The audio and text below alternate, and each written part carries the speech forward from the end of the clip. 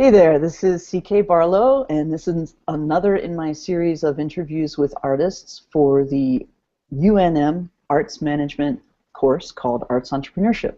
And today I'm so delighted to have with me singer-songwriter and former, maybe even still, stand-up comedian, and all-around lovely award-winning performer, etc., marvelous Helen Austin.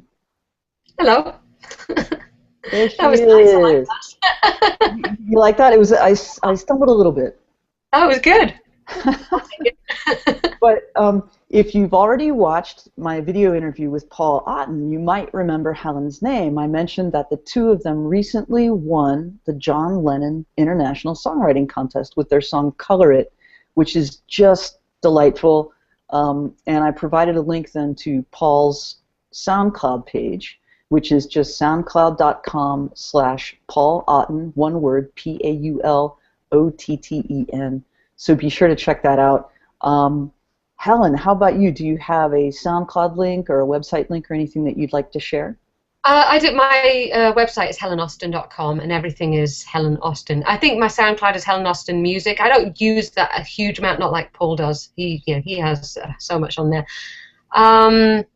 Yeah, everything kind of links from helenaustin.com, so you just go there and it's all pretty clear how to find me in other places. Awesome. Okay, and that's just so everybody knows, it's Austin. That's A-U-S-T-I-N, just like Texas, yeah. Just like the city in Texas. Very, very cool musical city in Texas, so that's appropriate. So the first question I'm going to ask you is, how do you make a living? And I don't want you to provide any more detail than you're comfortable with, but just, how do you piece together a living doing what you do?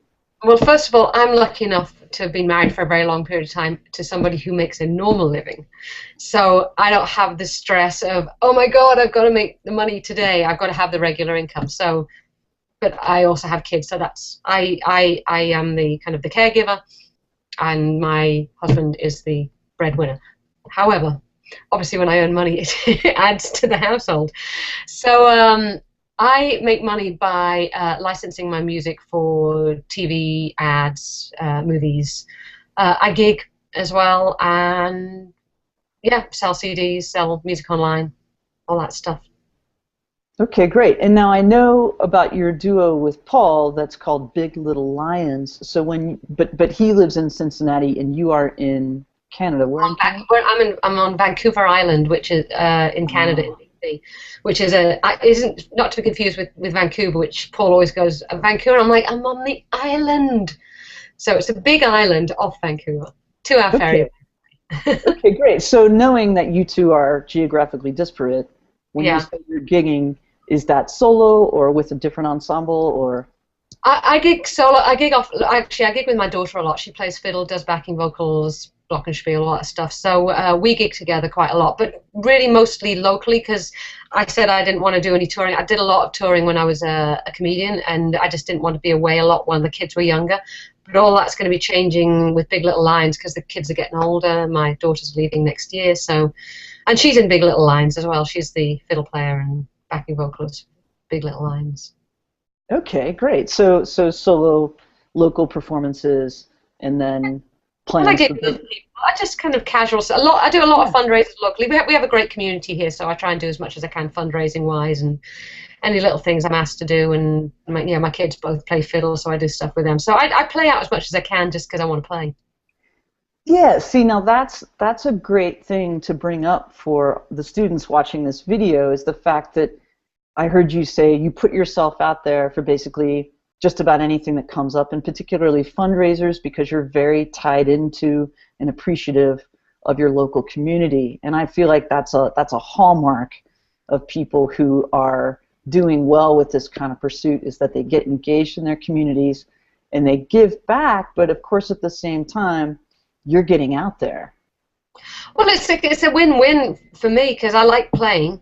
I like my community, and if it's raising money for something good, then it's it's all good. My husband calls me his karma offsets, because he's a bit of an introvert, and he works from home. He's a computer software developer, and so he doesn't go out much. So I'm going out and doing all this stuff, and I get on his back going, "You should get out in the community." He goes, it's not me. He said, you are my karma offsets. You do it all. I'll stay home and earn the money. You go and do it. Okay, fantastic. No, that's great. I mean, that's a common theme in some of the other artist videos that are already existing that other people have conducted. This theme comes up again and again, that it's a win-win, exactly like you said. So I think it's difficult to do. I mean, my community has been so good to me because I didn't start doing serious music till I got to the Comox Valley, and they've been so supportive of me. I mean, why wouldn't I be supportive back? It'd be crazy not to. Wise words, wise words, and just the right attitude generally. I think that's awesome. So tell us a typical work day for you. Oh my goodness! All right, I drag myself out of bed at 7 because my kids have to be at school. And I hate it every morning. I'm still conditioned after so many years of being in entertainment. I still want to get up at noon, but I can't. So I get up at 7, shout for a bit, get the kids out, and then as soon as they're gone, well, one of them's driving now, so she sorts herself out. And then as soon as they're gone at about 8:30, I just start doing whatever needs to be done. Like this morning, my publisher had asked for a song with certain words in it, and so I was writing a bunch of those. Paul and I are getting mixes. Well, Paul's doing a lot of mixes, so I was listening to mixes this morning. I was writing a pop song for a top line for some producers. I don't know where they are. They found us. Anyway, they want Paul and I to do the top line, so I was writing a bit of that. And then doing all the social networking, so I just do whatever's next. Go, okay, what needs to be done now, and then move on to that thing. And when I run out of things and I find I'm looking at Facebook too much, I go and vacuum or wash some dishes. Okay, great. All right, so that was a lot. That was a lot of different things. So you're responding to publisher requests or other requests, and you're dealing with social networking, and I flip a lot. What's that? I flip a lot between things. I actually quite enjoy. I get bored very easily, so I kind of like. I do a bit of something, and then I'll flip to doing something else, and I'll flip back. I kind of like that. I don't do any one thing for any extended period of time, unless it's necessary. I think that's kind of more and more common. We're kind of hypertexty. Yeah.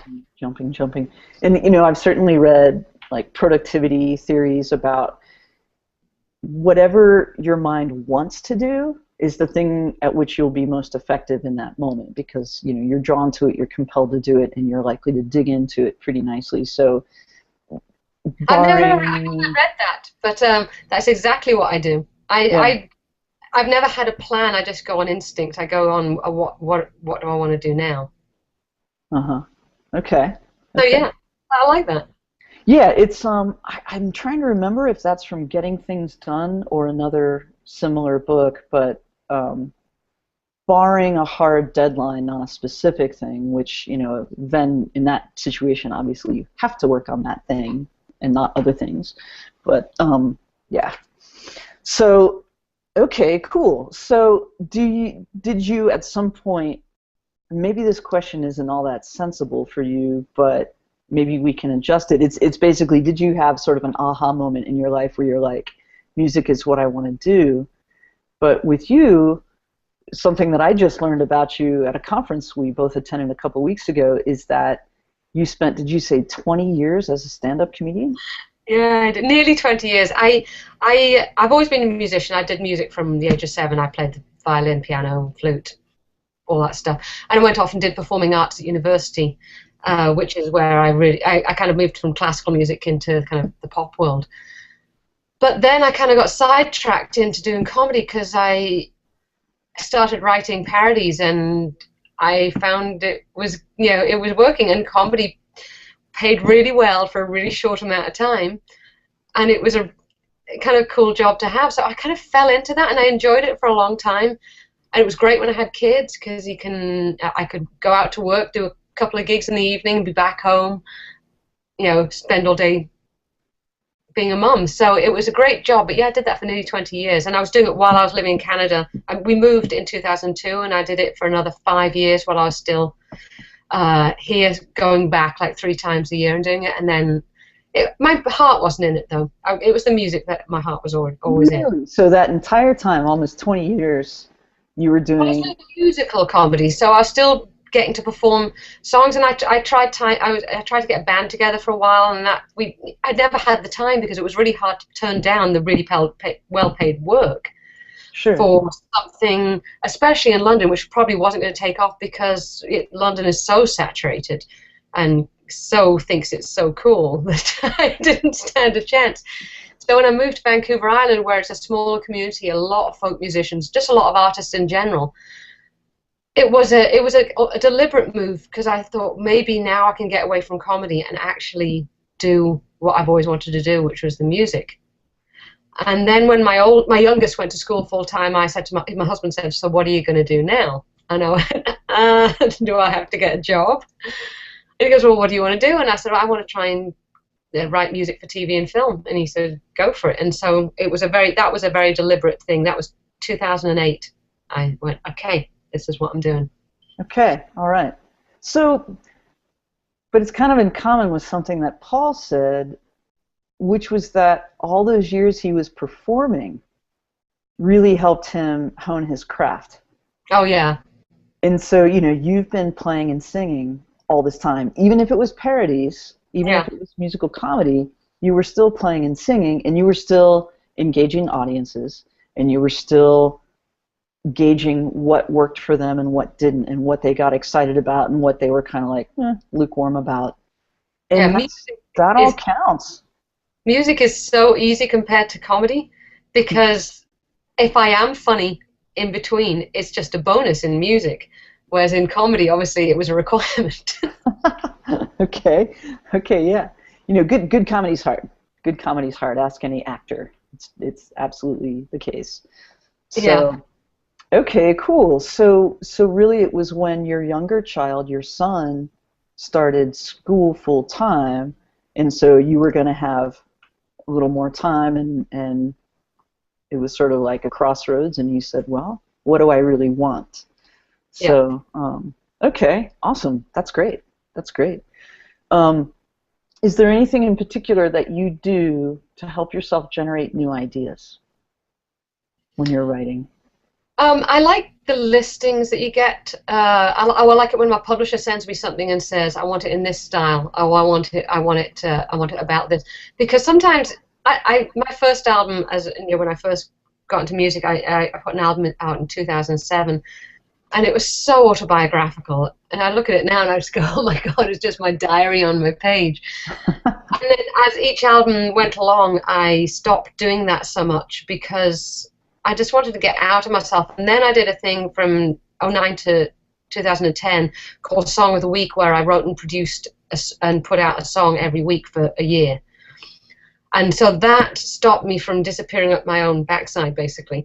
And because I had to write something new every week. And I'd write about movies that I'd watched, or books that I was into, or stuff that was going on around me, but it kind of stopped being about me. Like midway, I had a very good friend die, so that, obviously I couldn't help it become more about what I was going through, or what my friend was going through when she lost her husband. So it was, so then that kind of overtook a little bit, but I wanted to get away from it all being just about my experiences. Mm-hmm. I like writing about other people's experiences. I use my daughter's love life to influence some songs. He knows it as well. I went down the YouTube spiral the other day. You know how that happens? Yeah. Like you watch a video that has a good and constructive purpose for your life or your career, and then all these other ones come up that look interesting. And I saw this brief little clip with One Direction being interviewed, and they asked Harry Styles how it felt to have basically his implosion with Taylor Swift being turned into like mega hit songs. And he was so cool. He basically said, we all write about our personal experiences. Every one of us does. So it would be hypocritical of me to criticize her for that. And besides, she's really, really good. So if anything, I'm lucky. Yeah.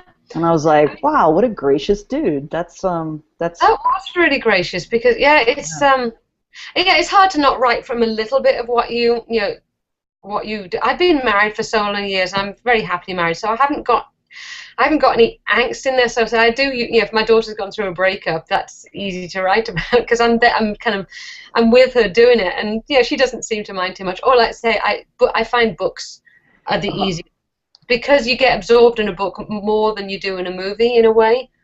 Because it's not put out there for you. You have to imagine stuff. So I've written a lot after reading books. Cool. Yeah, and they take longer than 2 hours, the typical book. So, typical novel, they take longer than a, feature film release. So.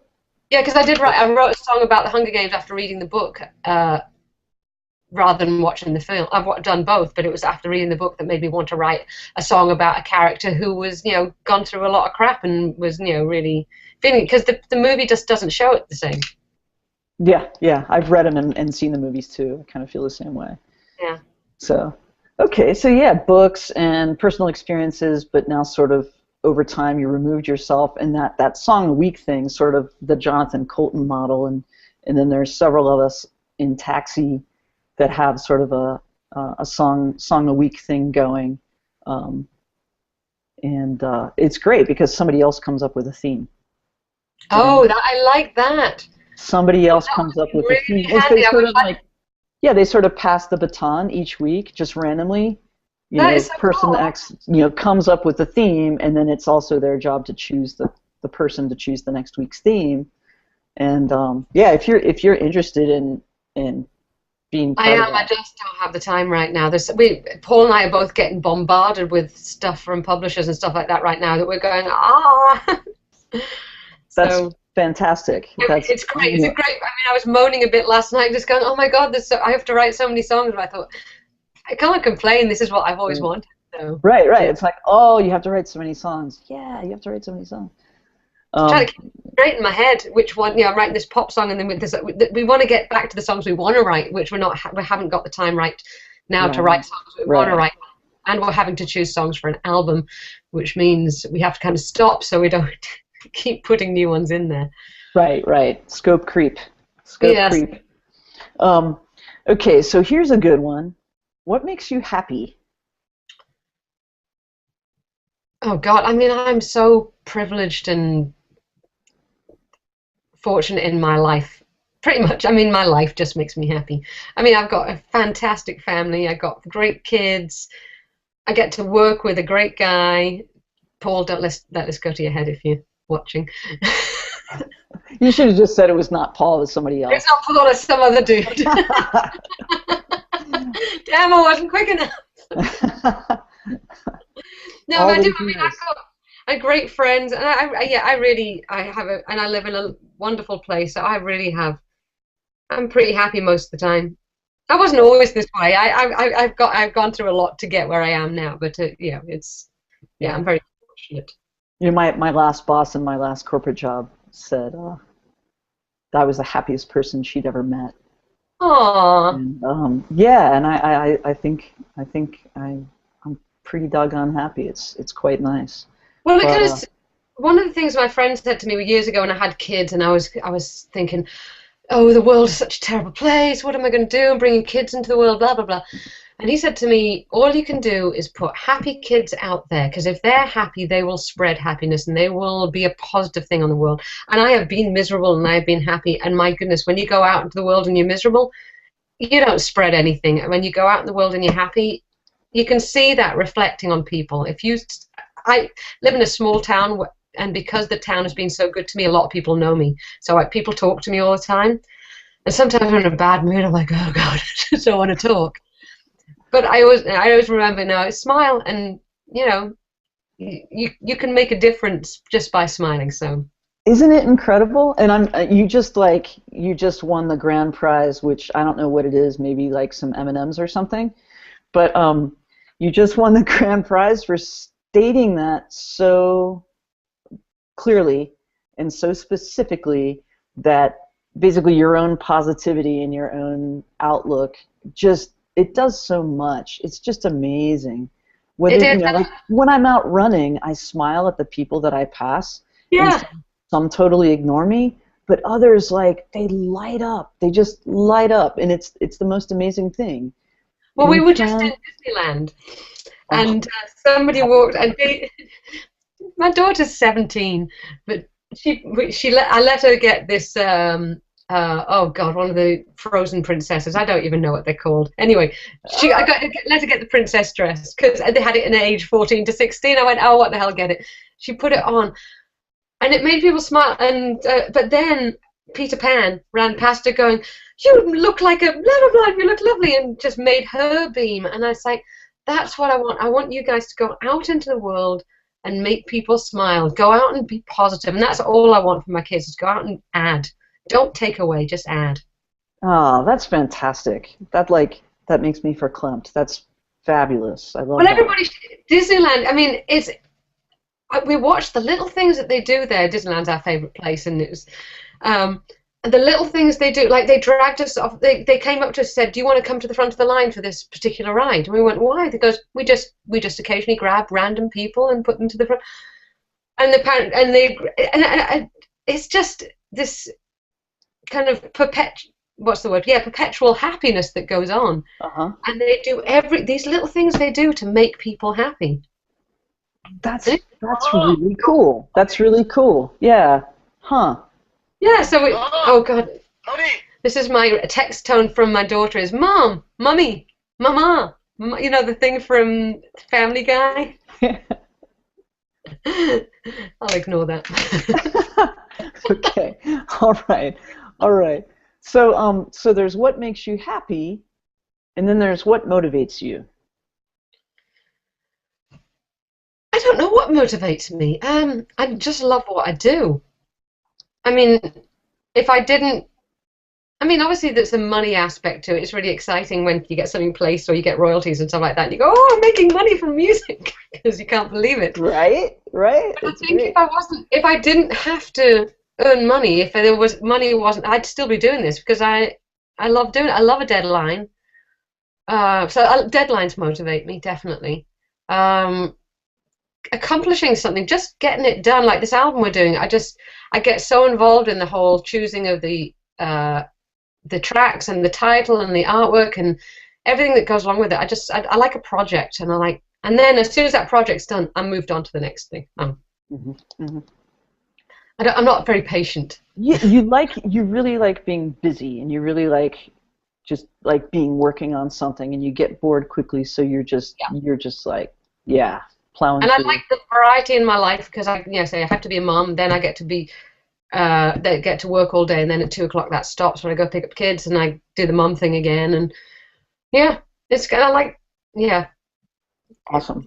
Variety motivated. Okay, so on the darker side, what is your greatest fear, and how do you manage that? Or do you have any? I've had a lot of therapy, so I think I'm okay. That's cheating. That is cheating. Well, having therapy. I'm just kidding. I mean, obviously anything. My deepest fear is obviously anything happening to my family. I mean, it's the obvious one. I mean, that just goes without saying. I don't know. I mean, there's the thing of will I have writer's block? I don't know. Yeah, so writer's block, say. Well, not even that. I don't really worry about too much, because I used to run a songwriter circle, and it's like, just write something, write crap, write anything. I don't care, just write and finish it. Don't just start it, finish it, and if it's crap, throw it out. But so I don't know. Hey, it's okay. I didn't know that about myself until you asked me. Isn't that fun? So, like, if there's nothing, I mean, you identified yourself as a risk taker. Yeah. That you like risk. Oh, definitely, yeah. No, I'm the risk taker in the family. My husband's the one that goes, okay, now let's just see if this is viable, and let's read all the small print. And I go, no, let's just do it. You're a handful. You're a handful, I can tell. He says it's best to go with the flow of Helen rather than fight against the force of her. In the most loving way. He means that in a loving way. Yeah, there's that great Shakespeare quote, you're small but mighty, right? Yeah, you're kind of tiny, especially next to Paul. He's definitely the adult. My husband's definitely the adult in our relationship. That's okay. That's all right. Somebody's got to be, right? Somebody's got to be. He's an oldest, So, isn't so in your experience so far, he? what have been the three most important skills for you as a working artist? And by that I'm thinking like specifically in the context that you at some point said, I want to try to make a living of this, or I want to, I really want to make a go at this. And, we've already established that you aren't the primary breadwinner, so you don't have the full pressure of earning a living, No. but certainly it's a consideration. Oh yeah, absolutely. Yeah. I mean, You have kids, at school, everything to deal with, so. it means we can do the fun things. That's what my job allows us to do, the extracurricular stuff. Cool. Cool. What are the three? What was the question in the three? There's like the three skills that you think have been most important for you as a working artist. Oh, being organized. I'm a little anal in my organization. I'm not as bad as I used to be because living on the island, you just can't because it's island living. But I am organized and working with three guys because we've got Paul, but we've got a publisher and manager as well. I'm always nagging them to get things done. Organized, not taking yourself too seriously. Like every song doesn't have to be the best song you've ever written. Moving on from things quickly, just not kind of, not taking myself too seriously. So maybe not being a perfectionist? I'm not a perfectionist, no, not at all. This is the thing that drives my husband crazy. No, I'm not a perfectionist. So I want it to be good, but I want it to be finished. So that's powerful. That is powerful right there. That's a nugget. I want it to be good, but I really want it to be finished. Well, this is where Paul and I do quite well together. He's doing the production side, and so he's a perfectionist, and lyric-wise he can be a perfectionist, and so he's good that he holds me to a higher standard lyrics-wise, which is good, but I get them done, which so that works well, and we both know when it's time to kind of go, okay, this is good enough. Let's do it, because nothing will be perfect. I mean, that's just impossible. Right. And honestly, I mean, you're doing albums, so these songs do need to stand alone. But certainly for TV and film placements, I mean, I think just today, I don't know if you're a Taxi member anymore at this point, or if you're precluded from that because some of your contractual commitments. I think I remember that you're not because of that. But I am, and just today received a listing for a song, and they said it's gonna be down under dialogue, so the lyrics are practically irrelevant, but make them reasonable, make them reasonably good, but not to fret over it, basically, not to like blow a bunch of hours trying to make the lyrics monumental or anything. So we realize we've got a whole bunch of songs with vague lyrics because we've been writing for TV and film for so long, and so we were putting this album together going, these are a bunch of songs about feelings, but there's no specifics. And I thought maybe it's time to write a song about some specifics. Just because you get taken down that path with TV and film because it can't have specifics, otherwise it's just unusable. Right. Right. So I take that to mean that you've now written a bunch of songs with specific people's names, specific cities, specific restaurants, and specific weather. But we really want to. Just one. I'm making a joke. No, we want to write one. I would like to, just because after a while you don't want to have all vague, especially on an album. I don't know. No, I'm just teasing. We've both heard that a million times. We don't write country. No proper names. You don't write country? No, that's all specific. That's one of the well written country songs. Man, the lyrics are so good. That's why I'm not interested. It's so I did a bit of writing country with somebody when I first decided to do this, and it drove me crazy because I just didn't care enough to make the lyrics that perfect. It just didn't interest me at all. I want to be able to kind of go from my head to the paper, get it right. No, my very first forward with Taxi, this agency that we're sort of referring to, my very first forward was my very first country song. When does that happen? No, never. Then I spent the next year kind of chasing country, and then went back to instrumentals and more theatrical kind of and Yeah. poppy, indie poppy stuff. But yeah, Country's hard. well, I feel like my instrumental melodies got better from studying country. Oh, interesting. I'm Oh. certain of it. I'm certain of it. The good ones, you know, the good country songs have awesome Mm. melodies and awesome lyrics. So, okay, here we go. It sounds like you're like thrilled with kind of how your life has gone so far, but I'll throw this question at you anyway. If you could start all over with sort of, you know, adult life, is there anything that you would do differently?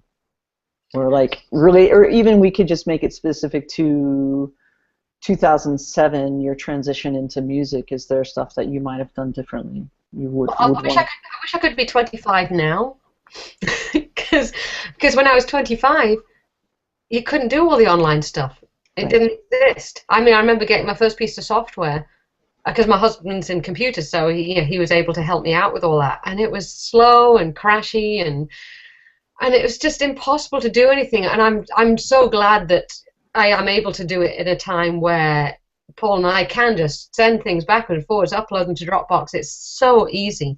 So, obviously with some superpowers, I'd like to be 25 now and starting it at this point rather than starting it from where I am now, because I know I have, limited time. So not for Right. the not for the licensing stuff, but Paul and I both never expected for the artist side of it to come up. We were both just kind of happy writing for TV and film and stuff, and then we started getting interest. We got this manager interest, and we never expected to be artists, and now we're being pushed as artists, and so yeah, it's a whole But it's a different. wonderful, wonderful problem to have, and in fact, that will boost your asking price for your TV placements. Well, that's the whole point, and that's Yeah. why I'm exclusive with the publishers that I am with, because they can only, and nobody can find my music anywhere other than Riptide Publishers. So, and that was one of the reasons, because for the exclusivity is there was a couple of ads I got on, and because they couldn't find my music anywhere else, they could and demand a higher price, and because I am an artist as well as. So yeah, they could demand way higher prices, and the same for Big Little Lions, and that's kind of why that's all happening. But yeah, I didn't expect to be in a band at this age, and it's so much fun. I'm just riding the train. I'm That's staying on. great. That's great. So just to interject a little bit of business info for people watching this who might not be all that familiar with it, we made a reference to the fact that Helen's being marketed as an artist, means that she can ask higher prices when her songs get used in a television show, for example. So you might be wondering, well, how is somebody not an artist? Well, there are lots of us who are composers, and this is what we do, and for whatever reason, even if it's a vocal track, if we aren't somebody who's seen as like an emerging artist, who's in a band, who's touring, who's got albums out, those don't command as high of a price when they get placed as Yeah. somebody who's in a band, touring, has a fan base, because television shows, well, Grey's Anatomy kind of, maybe, I don't know if they're the show. It seems to me that they are sort of historically the show that sort of revolutionized the use of pop songs, and particularly singer-songwriter songs, in television productions, where they sought out the cachet of breaking an emerging artist.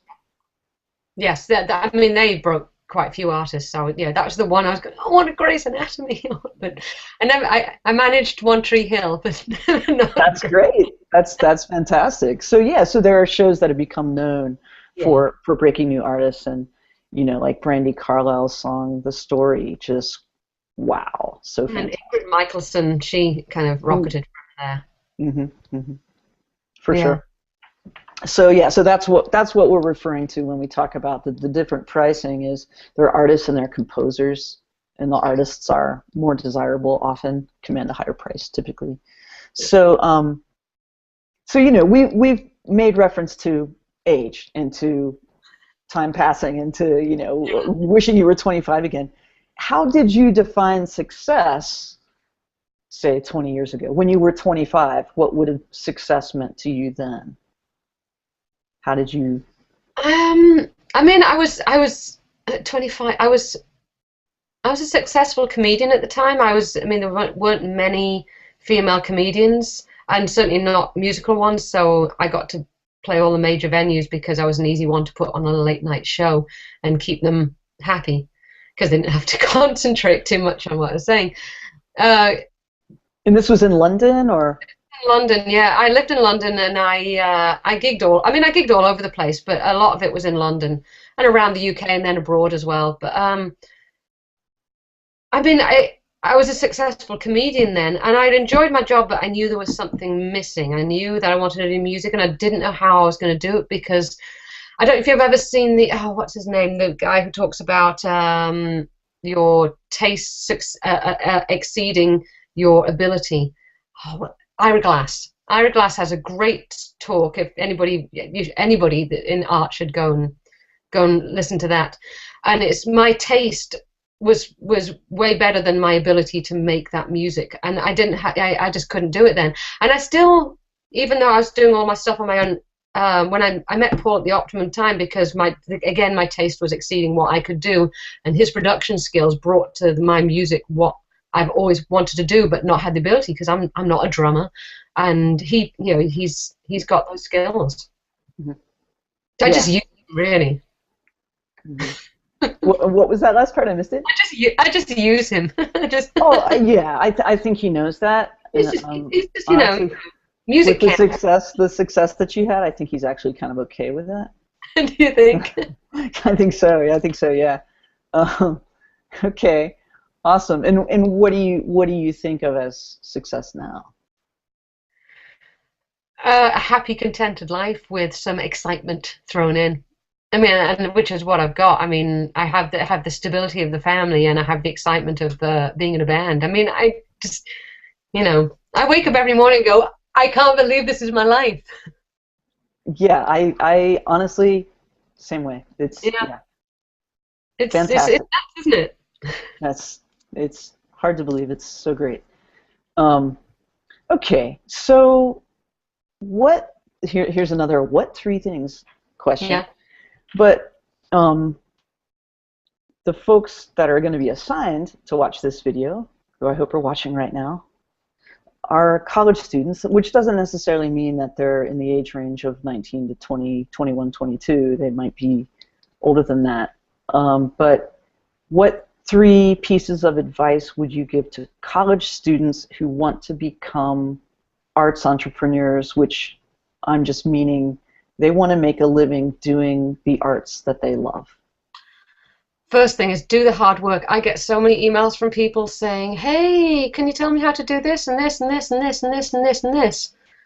And you go, why do I want to spend the next 2 hours researching the thing that you should be researching? And it really irritates me. I've written a few articles because there are people out there who just want the magic button. They want to go, there we go. If I just do that, then it will all be good.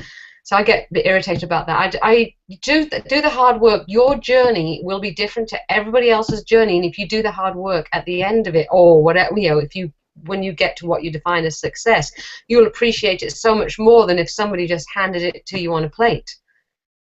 And I think the people who are prepared to do that work are the ones who will succeed, and the ones who are always asking questions for the easy button. I don't mind people asking questions, but the ones that are looking for the easy button, they won't succeed because they're not prepared to put in that work. Yeah. So that's one. Work. Just do the work. Don't ask people things if you can find it on Google. That's a good goal. I go Google. Seriously, there are so many articles out there. It's certainly had students ask me a question, and I'll say, I don't actually know that off the top of my head. So you know what I'm going to do right now? I'm going to search for it on Google. And they kind of slink away like, oh, I guess that's what it is frustrating because you're just wanting me to do the work for you. You need to do the work, and then you'll have the satisfaction of having done the work and a greater insight because you'll have actually read the article rather than me paraphrasing it for you. And I think it's maybe hard to understand that before having done the work. Mm. That the richness of that satisfaction of having done it yourself, of having figured it out yourself. And that doesn't mean that you have to like reinvent the wheel, alone No. in isolation without Wi-Fi. I'm just saying that to do the research yourself and practice it yourself and master your craft for yourself, it's an incredible feeling when you do start having the successes and you can point to the hard work and say, and it's kind of like, I don't think it was Paul, another artist I was speaking with yesterday, and we were saying, we feel so fortunate, and you've said in this interview just how fortunate and privileged you feel, and I feel the very same way, but at the same time I know that each of us can look back on how we got where we are now and say, and we worked our blanks off, right? I feel like I've earned it. I feel like where I am now, I'm really grateful, but I don't think it's luck. I think I've earned it. I've worked really hard, in personally and professionally for what I've got. So, yeah. So, but we're living in an entitled world right now, and I'm making, my job now is to make sure my kids know how to go out and do the hard work and to not bug people when they can find out the information themselves. So, yeah, I think this part of the world is sort of Disneyland compared to a lot of other places and a lot of things that other people in other countries are going through, especially right now. I mean, you mentioned when you were doing your song a week how there was a death of someone close to you, unfortunately, and that definitely affected. And I remember I was working on an instrumental for one of my publishers the day of the first journalist beheading. And it took me down, and I wrote probably my favorite piece. It was a whole album of guitar rock underscores, and so they were minimalist and in some cases very pretty and mellow. And that was one that was just, it's just very bittersweet, somber. Yeah, we do need to be reminded of the. But we were very, very, very fortunate people. Yes, absolutely. And our problems are very first world problems. Oh, totally. And you just have to go to Twitter after Christmas to see all the entitled tweets. Oh man, I kind of forgotten about that from last year.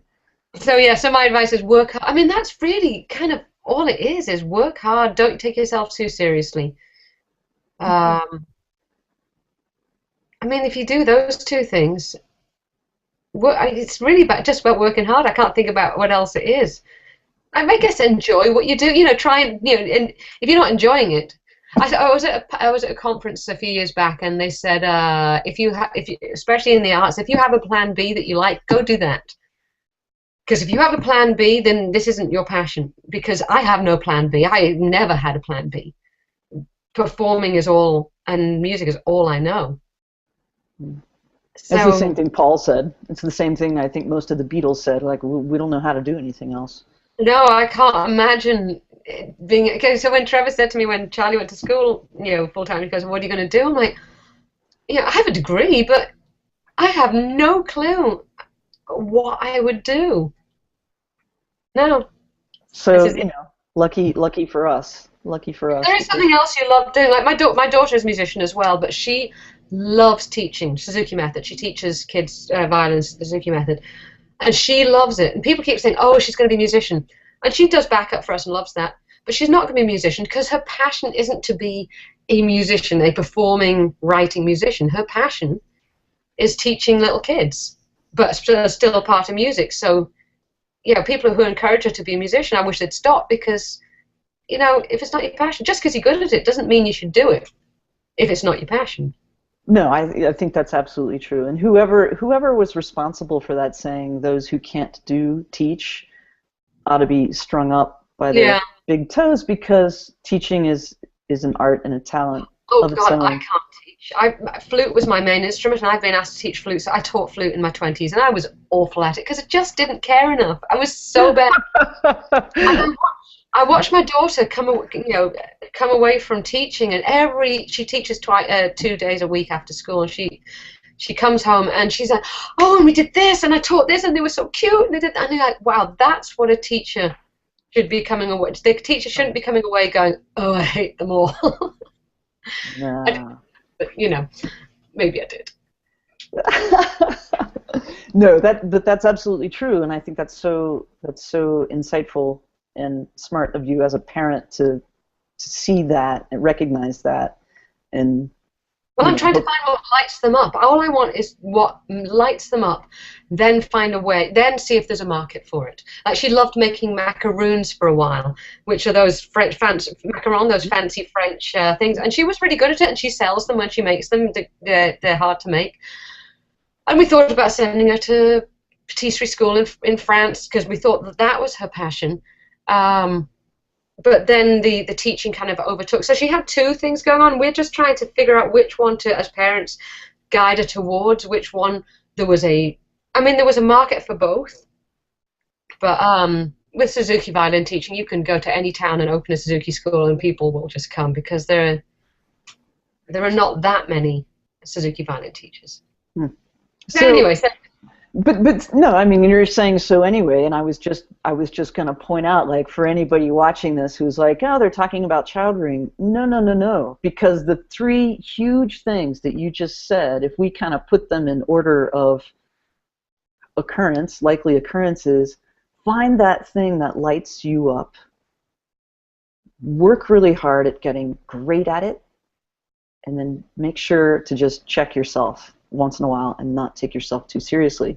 Well, make sure there's a market for it. Well, make sure there's a market for it. Because there isn't. I know plenty of people who write songs and do music, but it's in a genre that, or in a way that it's not commercial enough. And I know that's like the dirty word, commercial. If you want to write songs for you and you're really passionate about it, but there isn't a market, then do it for you and do it as a hobby and do it for fun. But if you want to make it a living, there has to be a market for it. People, just because you're good at something doesn't mean people are going to pay money for it. No, that's very wise as well, and I think that's definitely a topic we're going to be looking at in this class, is sort of this line that some people create between art and business. Mm-hmm. The whole notion of selling out. What does it mean? Is it even a thing anymore?